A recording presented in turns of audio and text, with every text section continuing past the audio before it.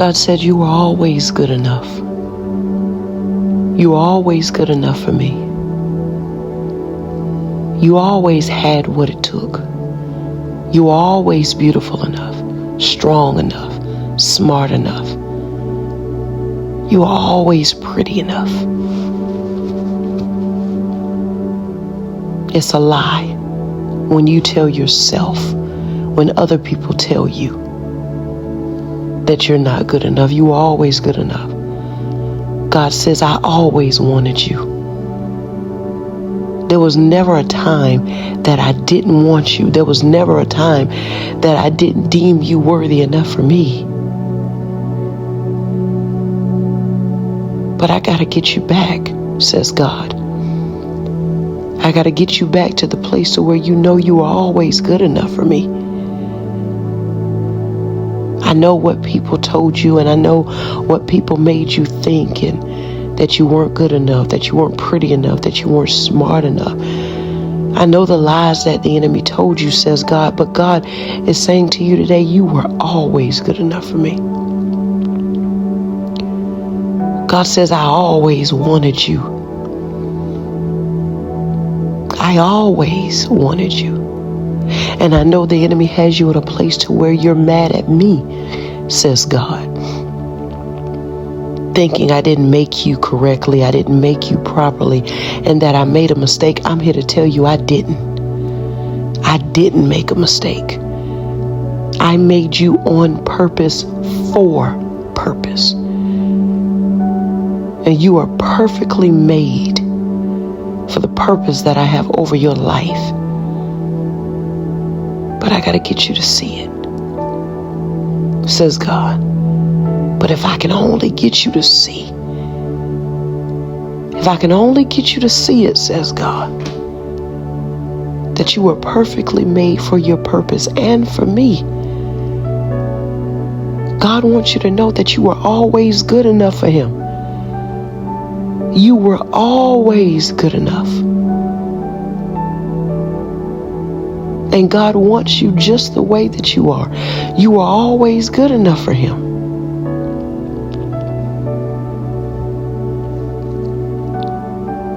And what the enemy will do is get you in a place and get you in a posture to where you don't believe. The Bible talks about when we cut it, he said, who cut in on you?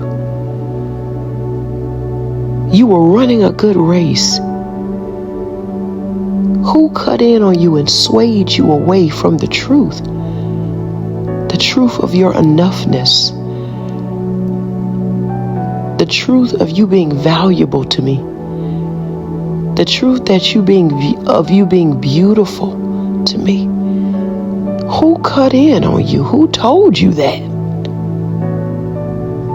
Because that's a lie. And God wants you to know I always wanted you.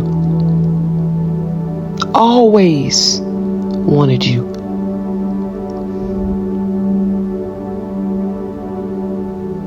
Always. I remember when I had a little powwow with God and I finally broke. God was bringing me into the place where he wanted me to himself.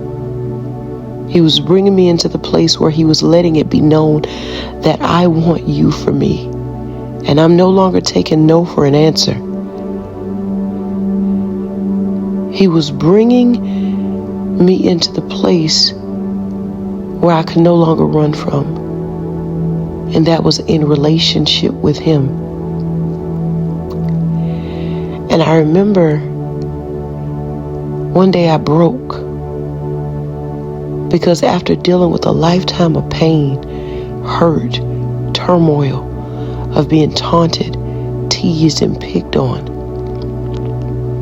about not being good enough, not being pretty enough, not being light-skinned enough because I'm dark-skinned, being teased about my appearance.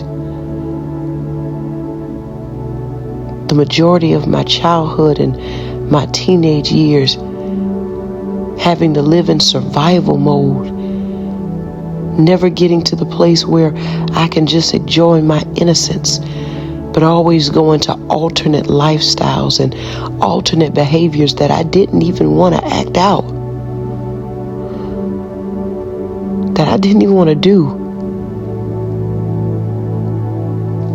Hanging with people that I knew were doing wrong stuff, and I really didn't want to do it, but it got me the acceptance that I wanted.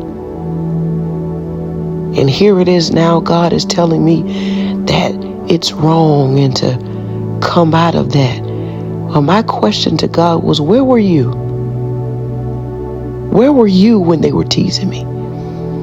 Where were you when they were picking on me? Where were you when they were making fun of me? Where they would kill my self-esteem? Where they would kill my confidence? Where were you when they talked about me and bullied me, teased me, tried to fight me, beat me up,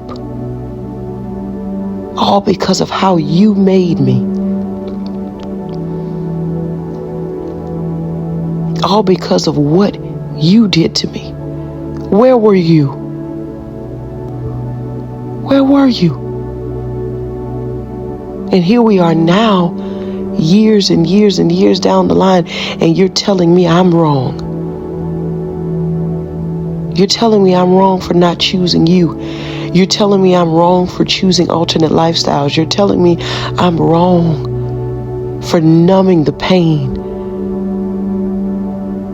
with sex and drugs and drinking and ignoring you, ignoring my heart for you, ignoring my desire for you. You're telling me I'm wrong. But you couldn't tell me anything when they were doing that to me. Where were you?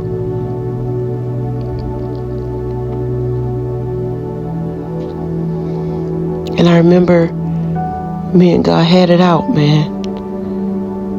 That was my truth. That was my truth. That was my truth. And I had to be honest with God. I had to tell him how I felt, how he made me feel.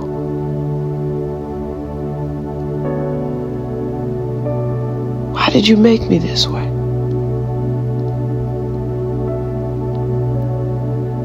And I remember God said to me,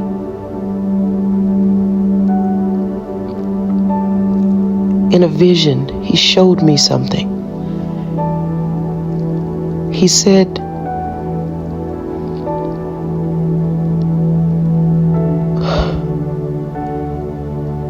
I'm still blown away when I think about it. He showed me this room. If you can go with me in your imagination just for a second. But I was standing in this room, and my back was towards the door at the entrance of the room. And in front of me, in the center of the room, sat what looked like this wizard at a table.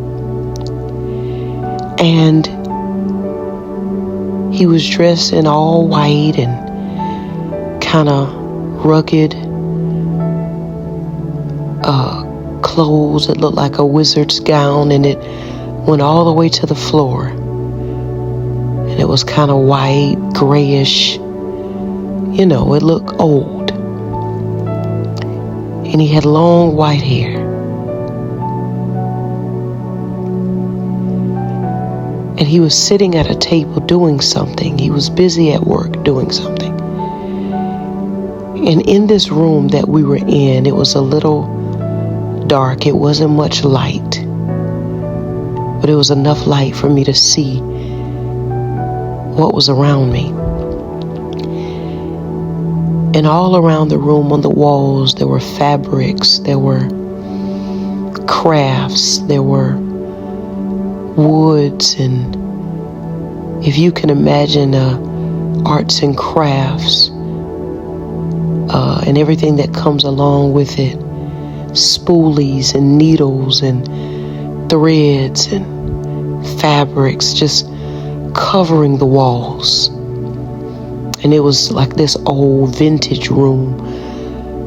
Wooden walls, concrete floor, wooden shelves, and covering the shelves were all the crafts, fabrics, and needles and spoolies and buttons and such. And I remember this man that looked like a wizard was hard at work at something. And because I was standing behind him at the door, and he was a little bit of a ways in front of me, I couldn't see what he was doing.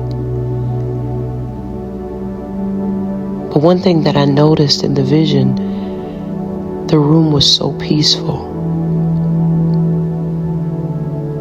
It was quiet.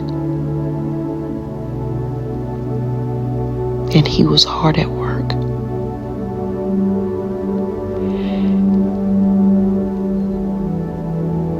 And ever so often I would look at the wizard, and there was this big stewing pot. If you remember the movies about the wizards and the cartoons, they had this big pot that they would do their, their spells or whatever in. And ever so often the wizard would look over in the pot, and he would stare down in it for a moment, and then he would go back to doing what he was doing. And this repeated itself for a couple of times. He would look over in the pot that was sitting on the floor on the left side of him, and he would gaze down in it for a little bit. And then he would go back to working. And in an instant, the vision switched, and I was no longer standing by the door, but I was standing at the far right side of the table where he was working, where he was seated.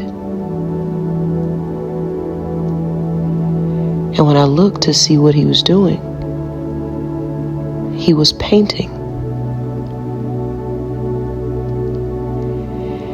And ever so often he would look down in that pot, and then he would go back to painting. And I remember I asked God, "What are you doing?" At the time, I didn't know he was showing me, to my understanding, himself.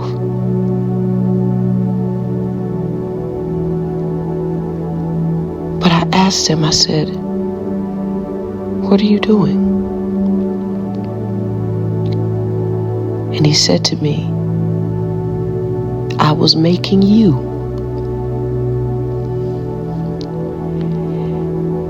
And he said every time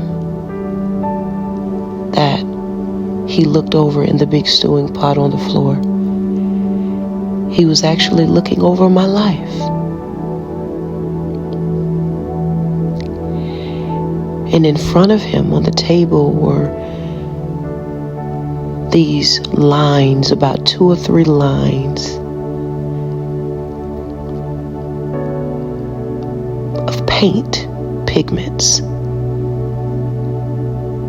They were sitting in like rows, but you had a lower row, a middle row, and a high row of paint. And they were in these little cups. And after looking down in that stewing pot over my life, he would dip his paintbrush in one of the darkest pigments, and he would go back to painting. And I remember I got angry, and I asked him, "Why? Why would you do that to me? If you knew how they would treat me, if you knew how they would disrespect me, if you knew how they would hurt me, why? Why did you make me this way?" And God answered me. He said, "Because I was never making them for you. I'm sorry. He said, I was never making you for them. I was always making you for me. And I remember when he said that, all I could do was cry. Because in that moment, I felt accepted. Now, don't get me wrong. It didn't take away from the hurt, the pain, and even the broken heart that I still had with God for him allowing these things to happen to me. It was still there. But in that moment, I felt like I finally belonged. I felt like I was on purpose. I felt like I was intentional. I felt like God was intentional about me and that he cared. Because if I can be honest with you, when God first brought me into the knowledge of him wanting me, when he first brought me to himself, when I realized and when he showed me I didn't have to do anything to gain his love and gain his acceptance and make him want me, I didn't want that. I didn't want that because I didn't know how to do that. I didn't know how to just be.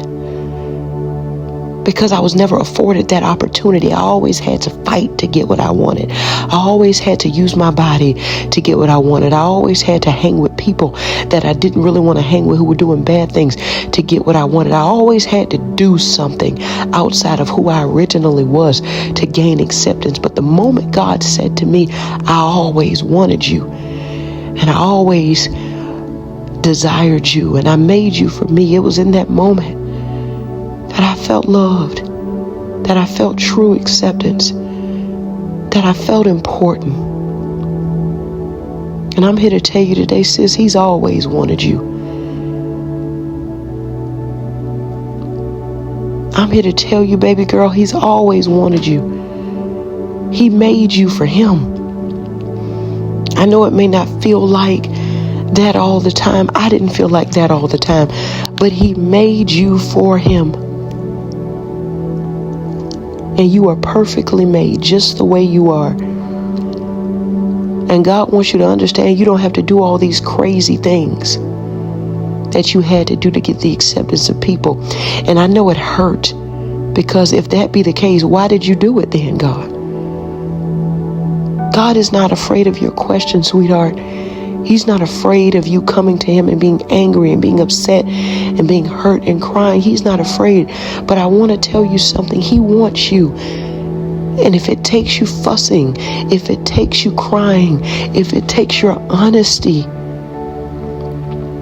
do it. Be it. Say it. And I'm telling you, in the same way, he fulfilled my curiosity. He cleared my confusion. He mended my heart, even if it was in that small portion. When it came to that, he can do the same for you. So I'm telling you today, you are always good enough for God. You are always good enough for God. And I know it hurts. And I know you would rather not deal with it. And I know you would rather continue to numb the pain and ignore it. But I'm telling you now that you're at a place to where God wants you. And he's ready to deal with however you feel towards him. He's ready to state his case. He's ready to mend your brokenness. He's ready to apologize. He's ready. I remember my pastor was telling me something one day. She said, Whitney, God wants you to know that he's sorry. He's sorry for how he chose to get the glory out of your life. I know that sounds crazy. I know it sounds crazy, and in the moment it hurt. But Christ couldn't define how God chose to get the glory out of his life either. And we don't always understand why God does what he does, but I promise you, God is ready to state his case with you.